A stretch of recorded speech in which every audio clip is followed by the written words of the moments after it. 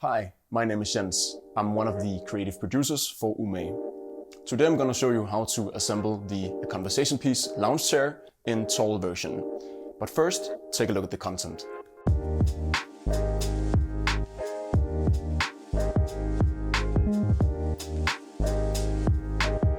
Alright, so first step is to attach the backrest with the back legs. And you can tell the back legs apart from the front legs because they are, there's a triple thing going on here with the legs. These parts are the legs, and this is, of course, it has a nice soft cushion to it, velvet texture, and that's actually for attaching for the shells. So if you place the back legs like this is actually how it should be. And then this part, backrest, should be up here and attached to that. It's a bit tricky. It's a big item, but try your best to position it like so, and then start with 2 screws and use these screws as guides. So do not tighten up the product just yet, but just use these screws to kind of match the holes.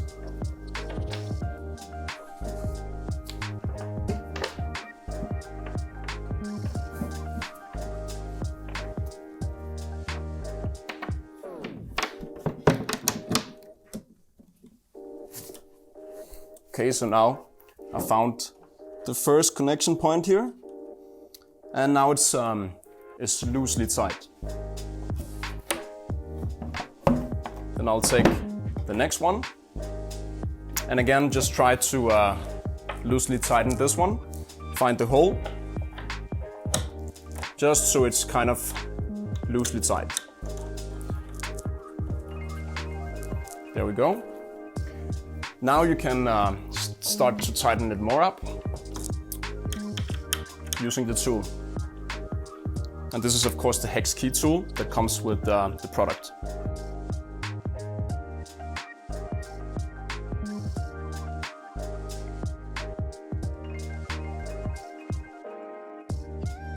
Now let's add the 2 remaining screws.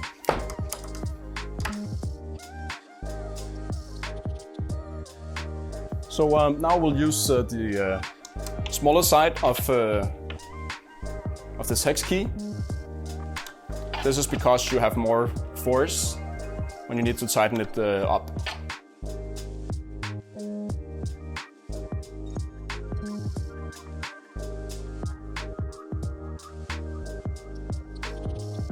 So the next step is to attach the bottom here, and that's called number 3 in the manual.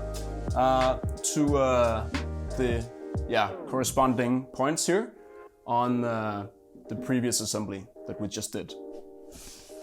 So we're gonna take 4 more screws, and again, same procedure.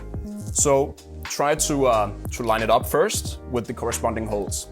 Please note that this plate here, this bottom plate, has much more holes. That's because this is the back side, right, that goes up here. That's because these 2 holes will go here, and these 2 will go there.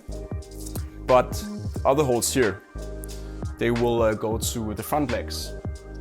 So just mind that this is the back side, so that should go like so. And then you have this kind of butterfly wing curve here, that's the front. All right. So we'll try again to line up the holes. Put in a screw, that makes it much easier. And then just hand tighten it until you reach a point where your fingers can't get a grip anymore, and then we'll go on the other side.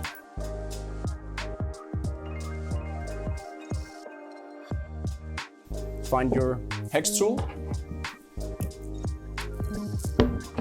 and then we're gonna tighten it up.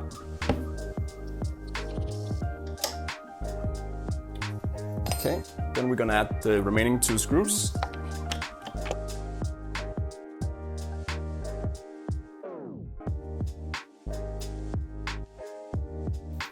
Now we're gonna tighten it up using the other side of the hex key to achieve a better or stronger pressure on the turn.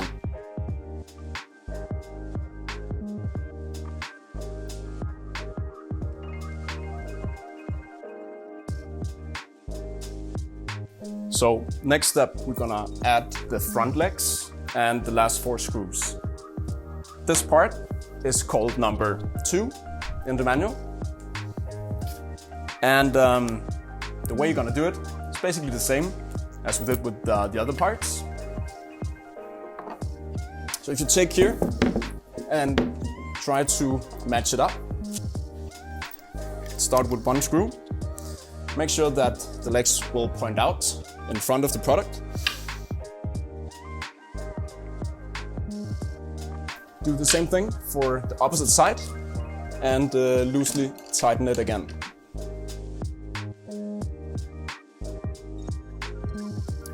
Then we're gonna add the last 2 screws.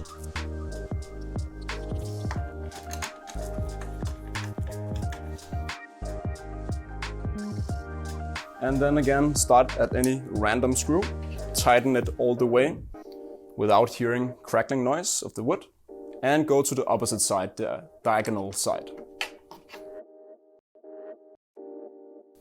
And then we're done with the basic structure assembly.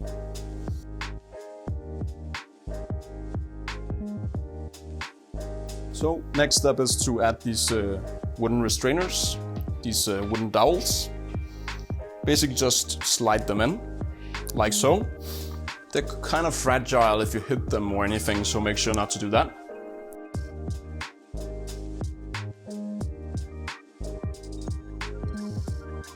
Right, so we're gonna start with the first cushion. This is cushion 6 in the user guide. As you'll note, it has 2 carvings here. This is kind of like aiming points for the wooden restrainers.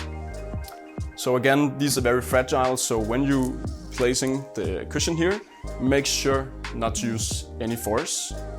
It should naturally almost slide down.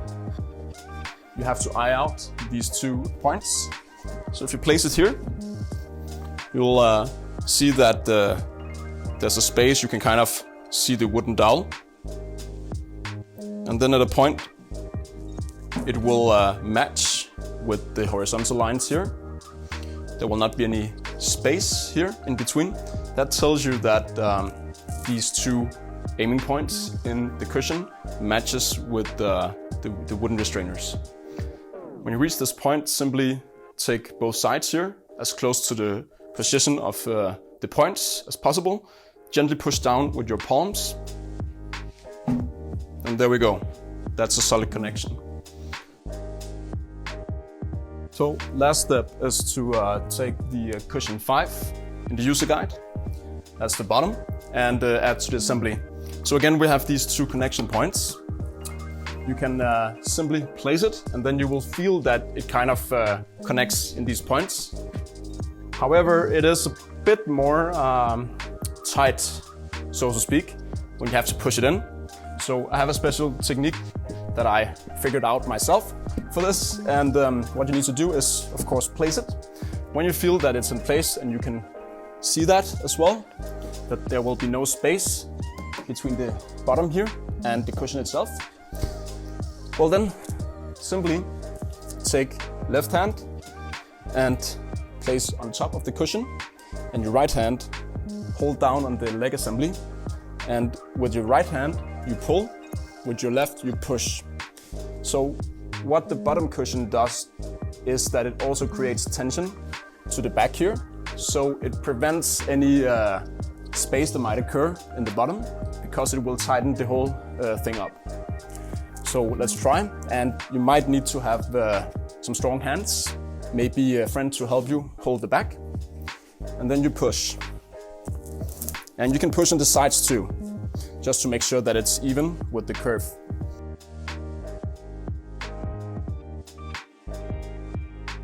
So, second to last step, we need to add a screw to the bottom. So this screw will go underneath here, go up into the cushion, and kind of restrain the bottom cushion to make it not slide out. So start by flipping the product. You can get help by a friend as well. Take either an electric screwdriver or a handheld. Make sure not to have too much power on an electric one. Find the hole here and simply gently make it go in. There we go. And the last step is to just add these soft pads to your product to minimize the risk of creating any scuffs or scratches on the surface.